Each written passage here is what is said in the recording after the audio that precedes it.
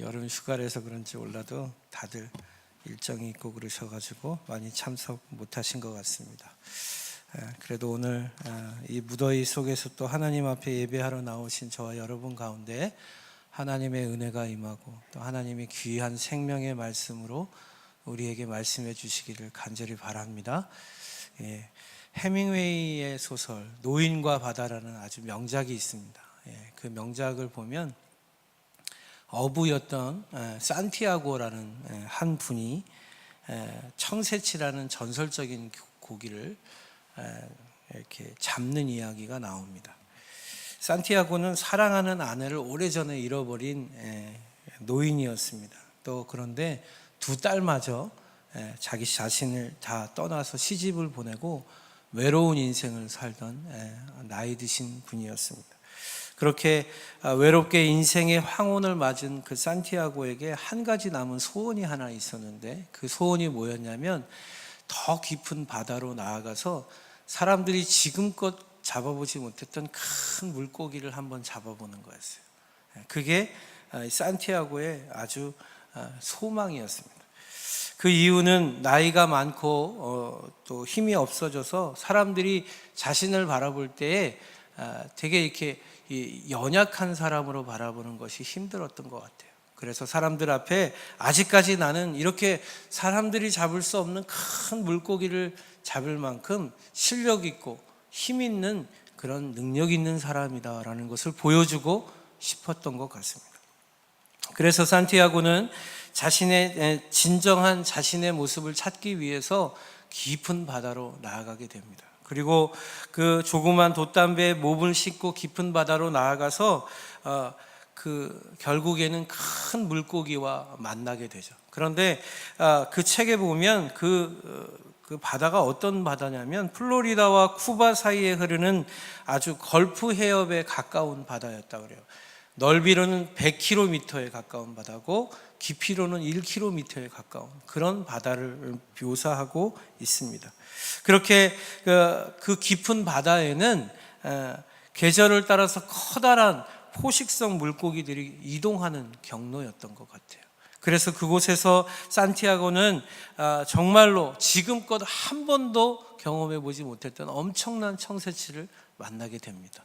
그래서 그 청새치와의 3일 동안의 길고 긴 싸움 끝에 청새치를 잡게 되죠. 그래서 이 청새치를 얻은 다음에 산티아고는 참으로 놀라운 기쁨과 지금까지 자기가 알고 있던 어부가 잡았던 크기의 물고기보다 가장 그 물고기 중에서 가장 큰 물고기를 잡고는 너무나 기쁜 마음을 갖게 된다라는 것입니다. 결국 깊은 곳으로 나아갔던 산티아고는 지금까지 경험해 보지 못했던 큰 수확을 이루게 된 것입니다. 여러분, 이 노인과 바다에서 이야기하는 것은 첫 번째로 뭐냐면 자신의 삶의 울타리를 벗어나 보지 않는 사람은, 그런 더 깊은 바닷속으로 나아가지 않는 사람은 지금껏 경험해 보지 못한 새로운 인생의 삶을 경험할 수 없다라는 것을 우리에게 메시지로 던져주고 있어요. 여러분, 이 시대에 살아가는 많은 사람들은 안전한 것을 좋아해요. 특히 우리나라는 안전하고 변화를 추구하지 않는 성향을 우리나라 민족들이 많이 가지고 있다고 그래요. 그래서 그런지 몰라도 아직까지도 우리나라는 보수의 세력과 보수를 추구하는 분들이 참 많이 있죠. 그런데 여러분, 실제로 깊은 곳으로, 지금까지 우리가 경험해 보지 않은 곳으로 더 가까이 나아가려는 삶, 그런 삶으로 도전하지 않는 사람은 새로운 인생을 경험할 수 없습니다.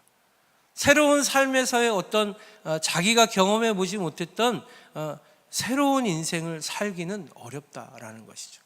그래서 여러분, 어떤 리더십이나 이런 세상의 이치의 책들을 보면 나가라, 도전하라, 또 어떤 큰 사업을 일군 분이 그러시더라고요. 생각할 시간이 있으면 시작하라. 그런 얘기 하는 거 봤어요.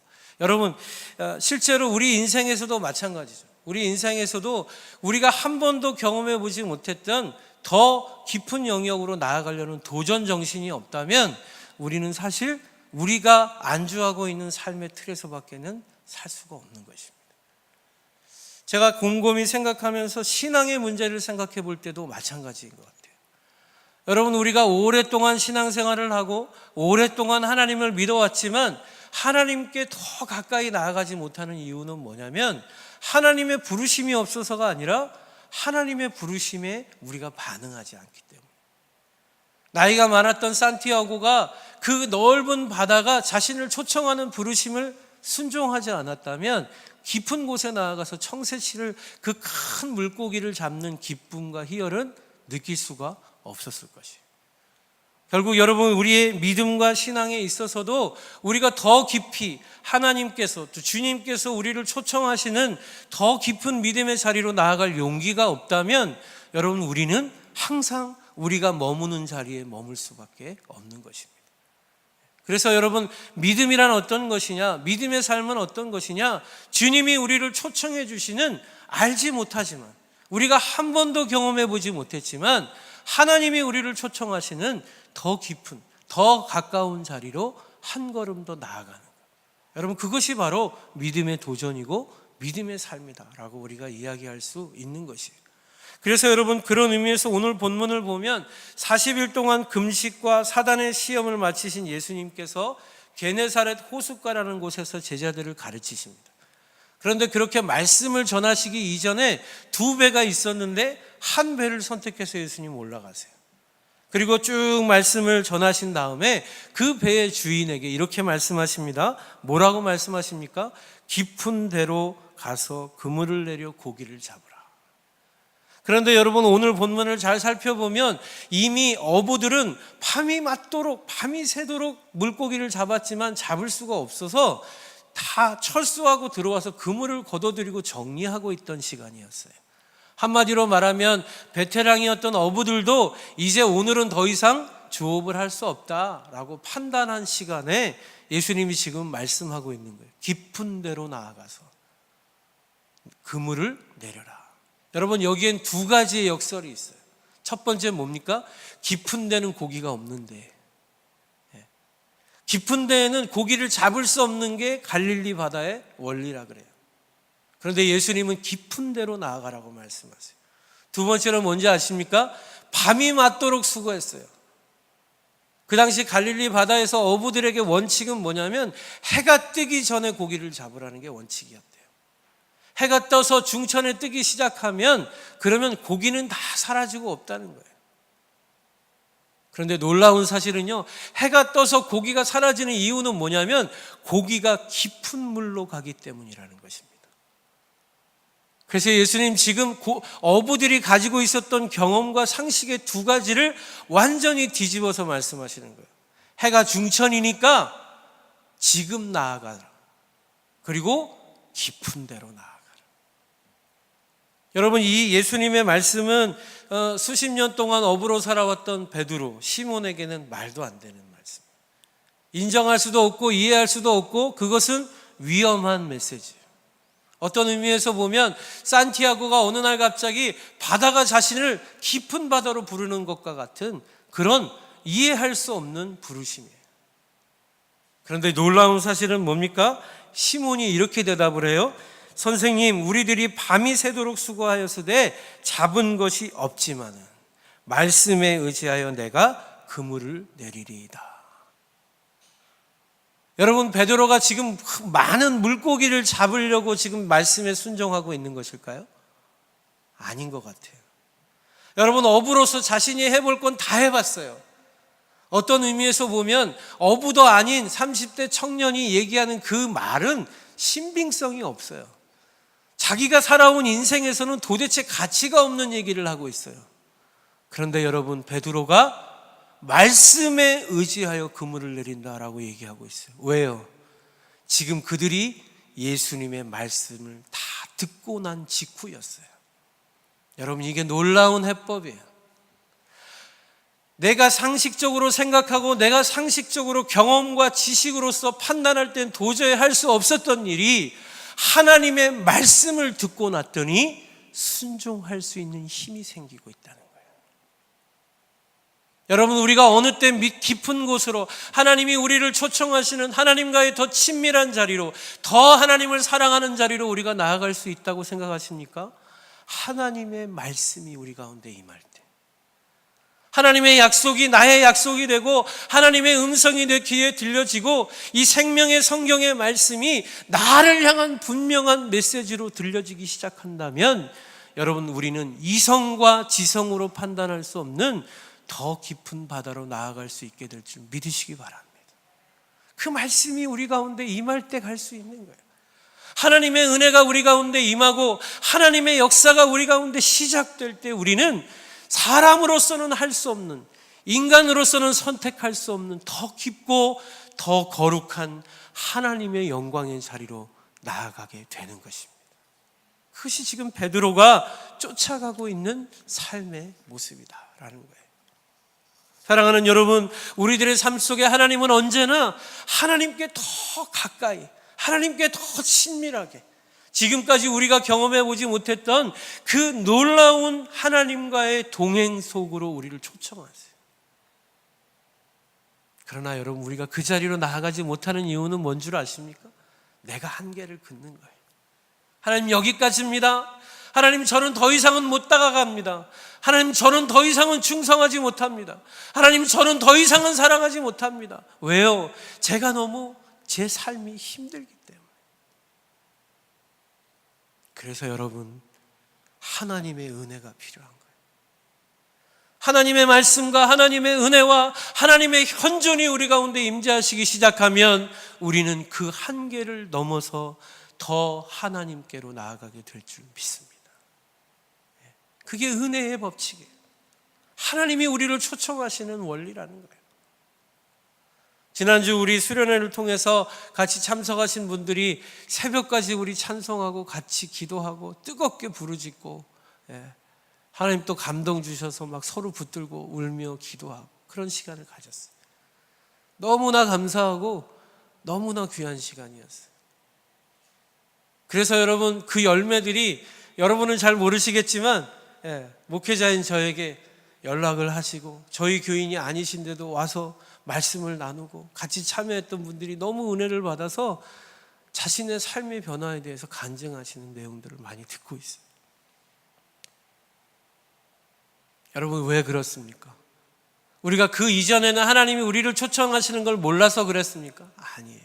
하나님의 말씀이 임하고 하나님의 은혜가 우리 가운데 임하니까 그 하나님의 나라가 보이기 시작하는, 그 하나님의 영광이 보이기 시작해서 그 하나님께 더 한 걸음 한 걸음 간절히 나아가게 되는 것입니다. 이것이 바로 지금 오늘 말씀을 들은 베드로에게 첫 번째로 나타나는 놀라운 변화의 모습이다라는 것을 여러분 기억하실 수 있기를 바라요. 두 번째로는요, 여러분, 큰 천새치를 잡은 산티아고, 그 산티아고가 큰 물고기를 잡은 기쁨의 성취감에 작은 배에다 그 큰 물고기를 붙들어 메고서 이제 집으로 향합니다. 노래를 부르면서 막 향합니다. 그런데 깊은 바닷속에서 상어떼가 청새치의 피맛을 보려고 막 달려들어요. 노를 들어서 그 상어들을 다 물리쳐 봅니다. 이 작은 노인이 그 힘 있는 상어들을 다 물리쳐 보려고 애를 쓰지만 얼마 못 가서 어떻게 됩니까? 청새치는 앙상한 뼈만 남게 돼요. 엄청난 물고기를 잡았다는 기쁨도 한순간에 다 달아나고 이제 그 앙상한 뼈만 남은 청새치를 바라보면서 산티아고는 무엇을 보게 되는 줄 아십니까? 인생에 홀로 남겨진 자기 자신을 보게 돼요. 인생의 성공과 성취와 다른 사람들보다 더 큰 것을 위해서 달려갔던 나의 인생에 지금 남아있는 것은 살점 하나 없는 앙상한 뼈마디만 남아있구나. 그걸 보게 되는 거예요.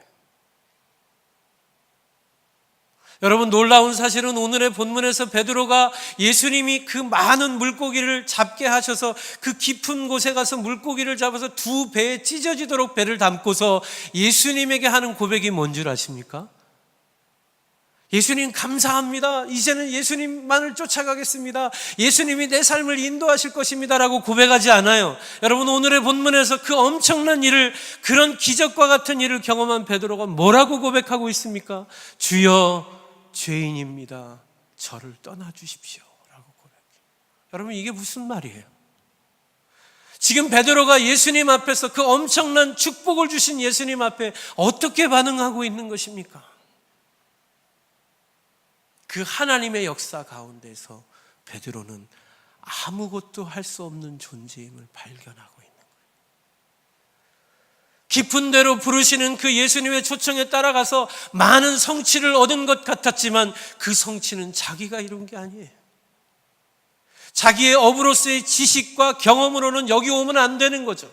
그런데 그것을 거슬려 그 말씀에 의지하고 나왔더니 그 엄청난 물고기를 잡게 됐다는 사실, 그것이 의미하는 바는 내가 아무것도 아니다라는 사실이에요.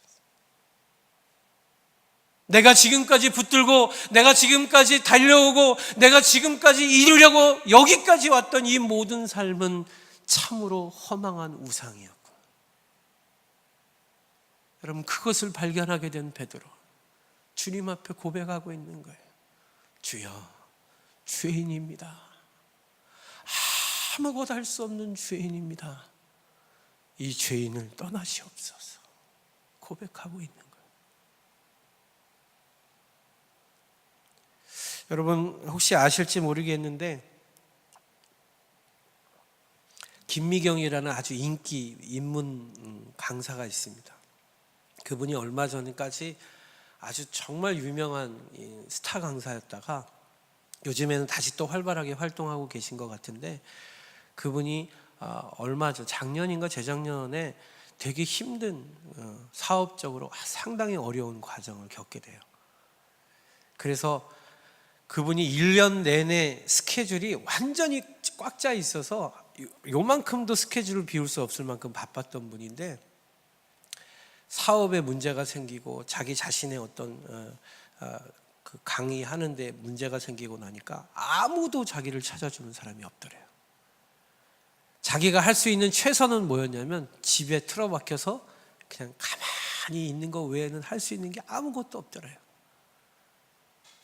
그래서 그분이 어느 날 집 앞에 있는, 하도 답답해서 집 앞에 있는 그 정원을, 이 거리를 조금 산책을 하는데 들에 핀 꽃이 너무나 불쌍해 보이더라고요. 근데 그게 마치 자기 자신 같더래요. 아무것도 할 수 없는 자기 자신 같더래요. 그러면서 뭐가 깨달아졌냐면, 자기가 지금까지 살아온 인생이 스타 김미경만을 사랑하면서 살아왔다는 걸 깨달았다는 거예요. 자기는 멋진 존재였고, 자기는 능력 있는 존재였고, 사람들 앞에서 인정받는 사람, 그런 김미경이 자기가 생각한 김미경이었어요. 그래서 그 멋지고 인기 있고 사람들이 좋아하는 그 김미경만을 자기가 사랑했던 거예요.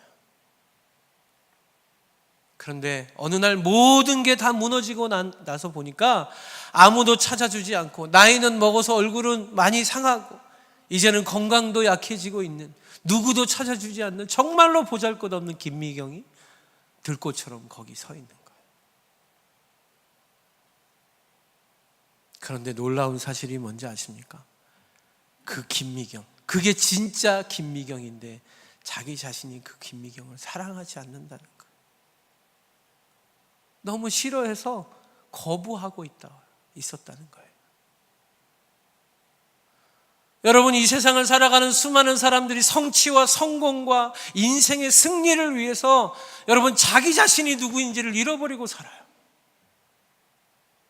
내가 얼마나 연약한 존재인지, 내가 얼마나 부족한 존재인지, 내가 얼마나 보잘것없는 존재인지, 그러나 그 보잘것없는 내가 얼마나 소중한 나인지를 잃어버리고 살아요.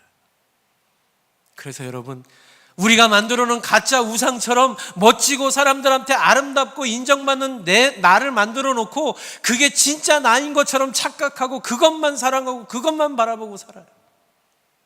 그러다가 여러분, 사람들의 인기와 인정과 성공이 다 소멸된 자리에서 절망의 자리로 나아가게 되면 사람들이 어떻게 합니까? 그 자기 자신이 너무 싫어서 자기를 포기하게 되는 거예요. 그게 자살이에요. 여러분, 왜 우울증에 걸린 사람들이 자기를 포기하는 줄 아십니까? 자기 자신이 너무 싫은 거예요.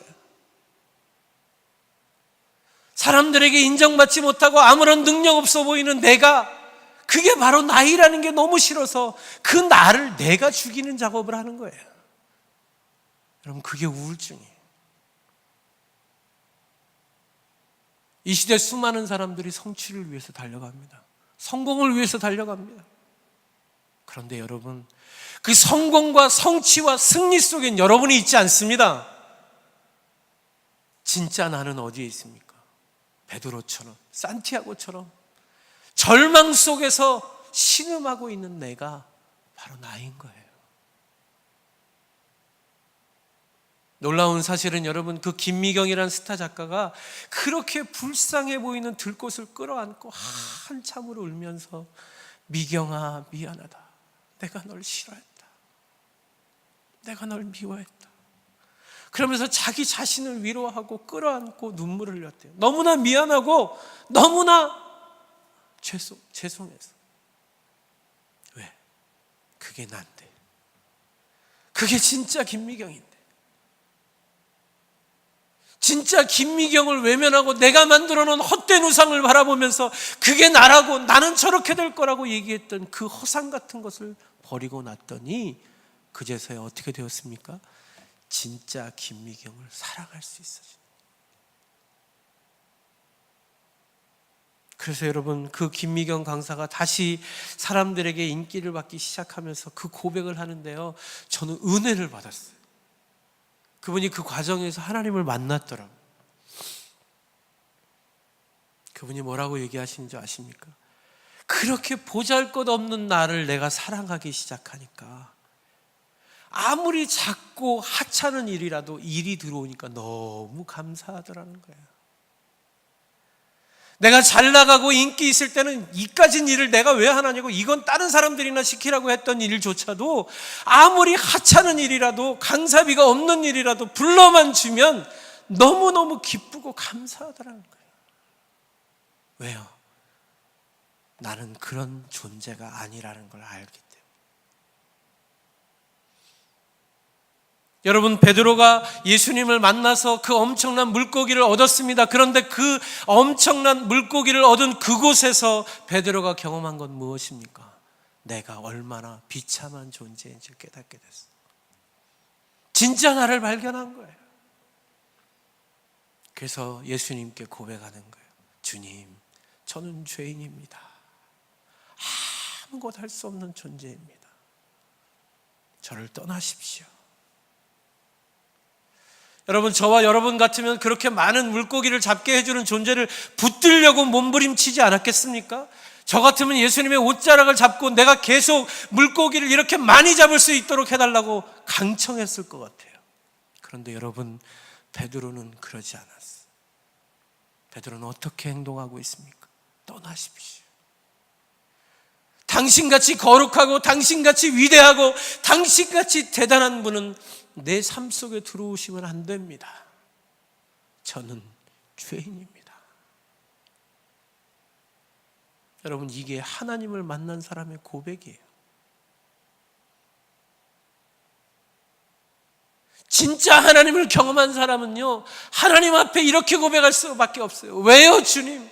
왜 나 같은 죄인 때문에 주님같이 거룩한 분이 십자가에 달리셔야만 했습니까? 왜 나 때문입니까? 왜 이 쓰레기 같은 인생 때문에 주님이 희생당하셔야 했습니까? 여러분, 통탄하며 하나님 앞에 기도하게 되는 거예요. 그런데 여러분, 놀라운 사실은 그런 자기 자신의 절망의 자아를 발견하지 못하는 사람은 하나님의 소명과 사명으로 나아갈 수 없어요. 그게 여러분 신비예요. 여러분, 우리가 무시당하고 우리가 배제당하고 우리가 실패하고 좌절하는 곳으로 가면 여러분, 우리의 인생이 완전히 끝날 것이라고 두려워하지만 여러분, 하나님을 믿는 사람은 그렇지 않아요.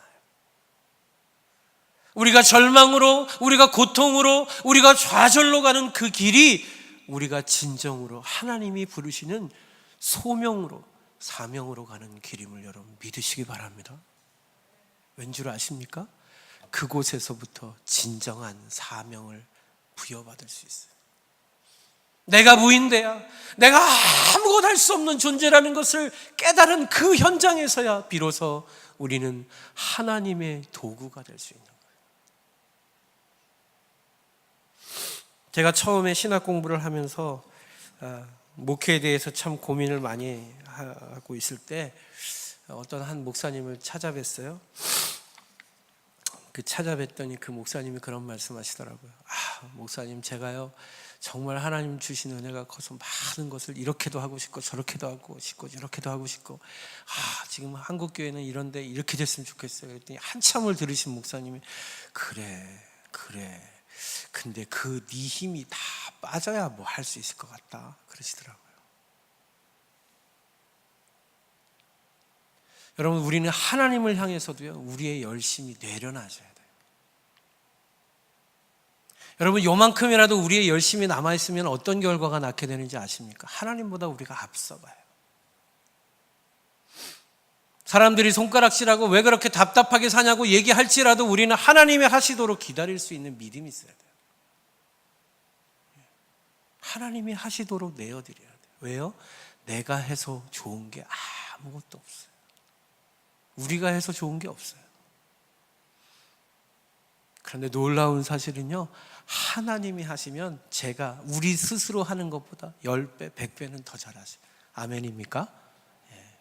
그럼 그걸 믿는 사람이 그리스도인들이에요. 그래서 우리가 진정으로 그리스도인이라면 우리가 무엇을 앞장서서 열심으로 하려고 하지 마시고 하나님이 열어주시는 그 길을 그냥 따라가세요. 그게 순종하는 삶이에요.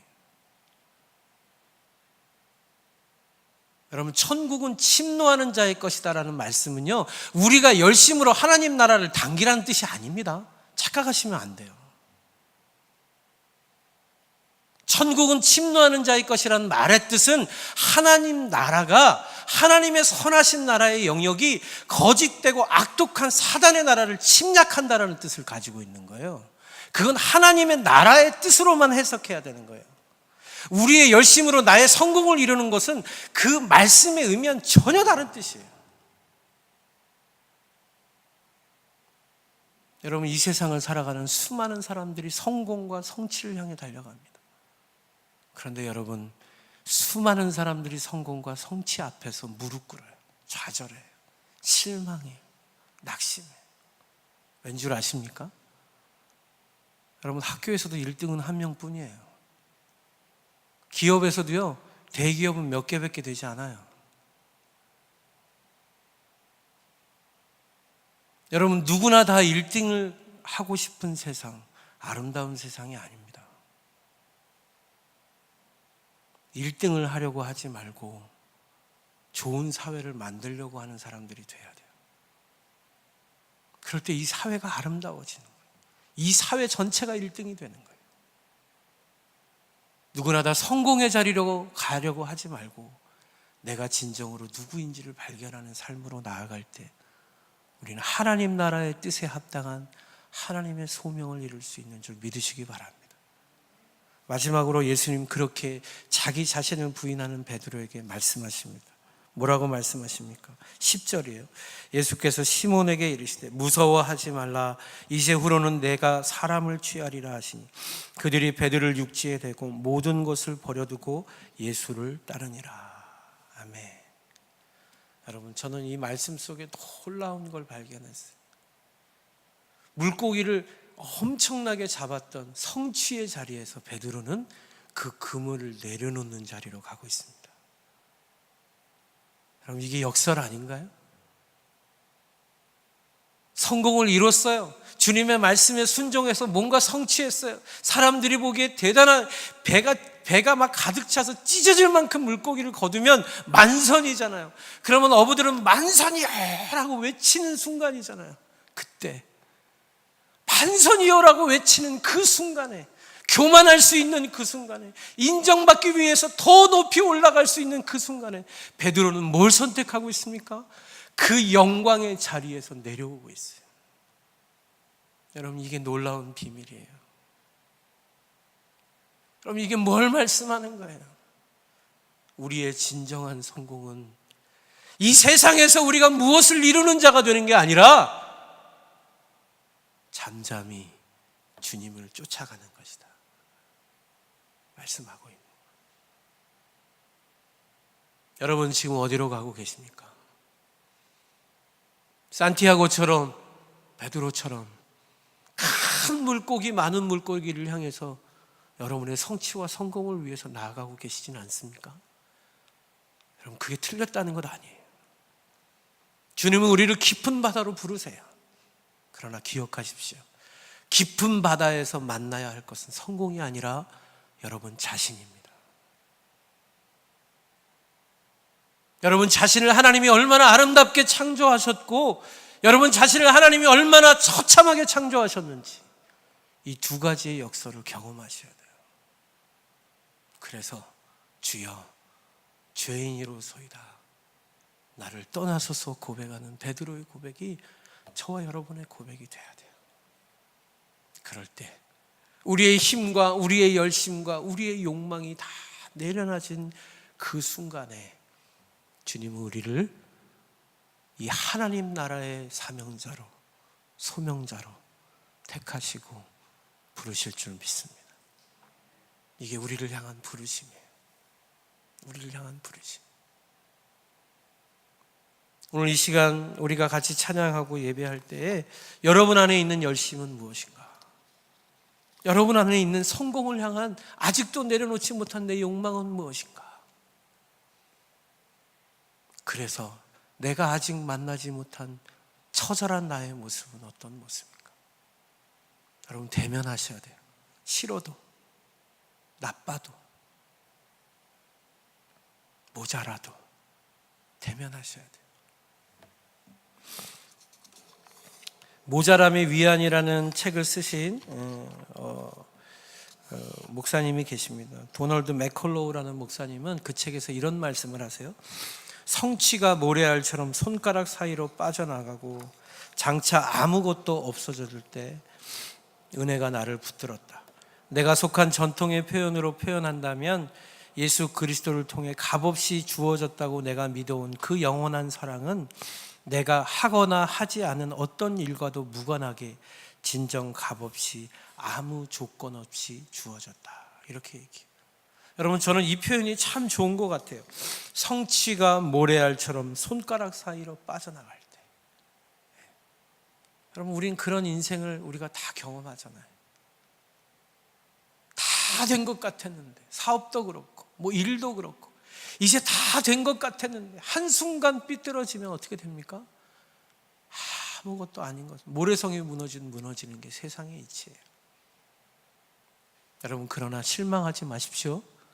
그 자리에서 하나님의 은혜가 여러분에게 임하게 될 줄 믿습니다. 그게 바로 오늘 주시는 우리를 향한 깊은 데로 나아가라는 메시지인 것입니다. 이 시간 우리 같이 찬양할 거예요. 찬양할 때 우리가 많이 찬양하고 불렀지만 전능하신 나의 하나님, 전능하신 나의 주 하나님이란 찬양. 그런데 여러분, 저는 이 찬양이 우리에게 조금 오해되어진 찬양이 아닌가 그런 생각이 들어요. 전능하신 하나님을 우리가 고백할 때요, 자꾸 우리의 삶 속에 대단한 일을 행하시는 하나님을 우리가 상상해요. 그런데 여러분, 전능하신 하나님은 오늘의 말씀 속에서 어떤 하나님입니까? 우리를 그 깊은 데로 초청하시지만 그곳에서 절망을 알게 하시는, 그래서 우리의 모든 열심과 욕망을 내려놓고 나를 변화시켜서 하나님의 사명으로 인도하시는 분. 그래서 전능하신 거예요. 우리가 대단한 일을 이뤄서 전능하신 게 아니고요, 바뀔 수 없는 내가 하나님의 일꾼 되게 하시는 분이기 때문에 전능한 줄 믿으시기 바랍니다. 이 세상에 가장 큰 기적이 뭐예요? 내가 바뀌는 거예요. 내가 고집통인 내가, 아무것도 모르던 내가 하나님이라고는 말 한 번 불러보지 않았던 내가 그분을 만나서 그분 위에 살게 되는 거예요. 이게 기적인 거예요. 이게 전능하신 거예요. 그 하나님이 나의 하나님이십니다. 우리가 이 시간 그렇게 고백하면서 하나님 앞에 나아갈 수 있기를 바랍니다. 우리 같이 한번 찬양하겠습니다. 전능하신 나의 주 하나님, 전능하신 나의 주 하나님은 능치 못하실 일 전혀 없네. 우리의 모든 간구, 우리의 모든 생각, 우리의 모든 꿈과 모든 소망, 신실하신 나의 주 하나님, 우리의 모든 괴로움 바꿀 수 있네. 불가능한 일을 하시고 죽은 자를 일으키 그를 이길 자는 없네. 주의 말씀 의지하여 깊은 곳에 금을 던져 오늘 그가 놀라운 일을 이루시는 도다. 주의 말씀 의지하여 믿음으로 금을 던져 믿는 자에게 눈치 못함 없네. 우리 처음부터 다시 한번 전능하신 나의 주 하나님은 능치 못하실 일 전혀. 아멘. 우리의 모든 간구, 우리의 모든 생각, 우리의 모든 꿈과 모든 소망,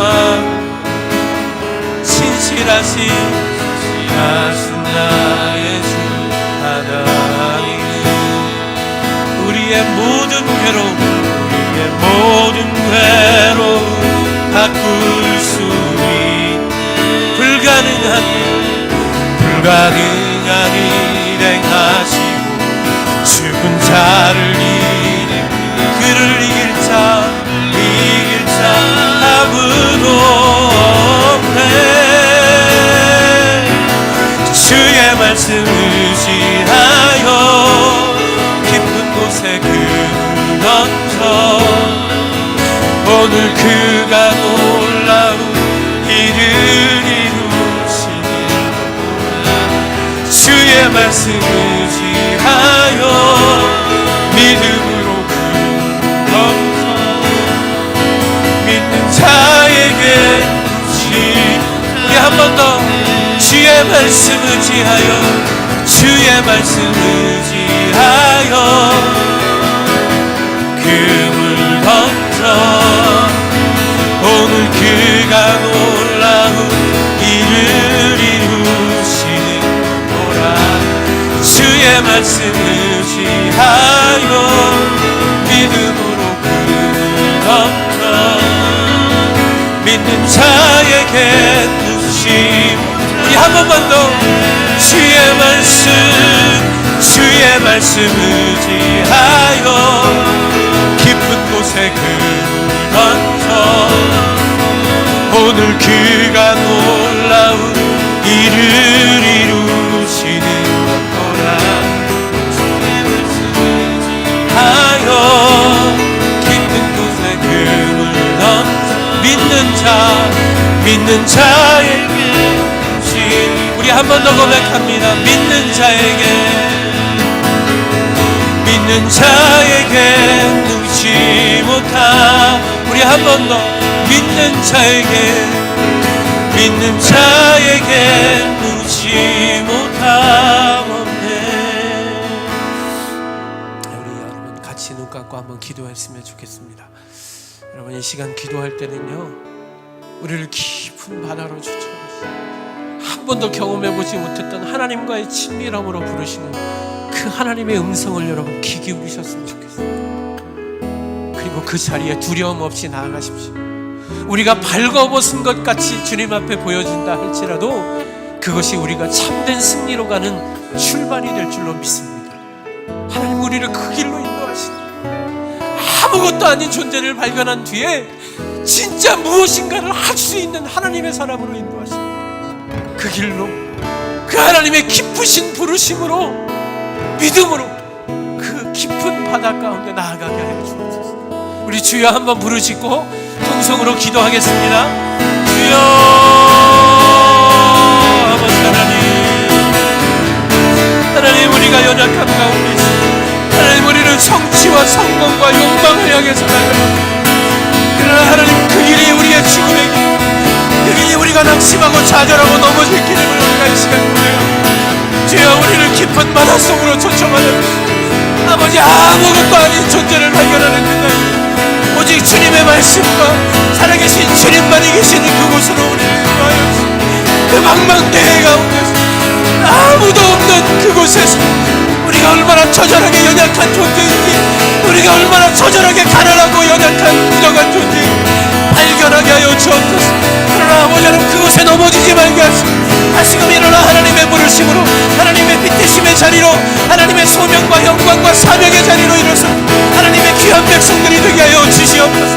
엘리야가 노전 나뭇가지에서 하나님의 다시금 사명으로 부름받을 때 일어나 하나님과 함께 걸었던 것처럼 아버지 절망 속에서 다시 일어나서 그 음란의 죄악을 떨쳐버리고 하나님의 기쁨의 자리로 다시금 그 영광의 왕으로 일어났던 것처럼 우리 주 예수 그리스도께서 십자가의 절망의 고통 속에서 다시 일어나 사망 권세를 이기시고 부활의 영광으로 나아가셨던 것처럼 베드로가 아버지는 그 절망과 아무것도 할 수 없는 그 아버지 낙심 속에서 일어나서 아버지 주여 사람을 낳는 어부로 일어났던 것처럼 아버지 우리도 절망과 고통과 낙심 속에서 좌절하지 말게 하시고 그 절망과 어두움 속에서 일어나게 하시고 빛을 보게 하시고 일어나 하나님의 영광을 바라보고 하나님 우리를 그 절망 속에서 택하여 부르시고 하나님의 소명과 사명으로 인도하시고 하나님의 영광의 자리로 그 빛대심의 자리로 나아갈 수 있는 하나님의 자녀들이 되게 하여 주시옵소서.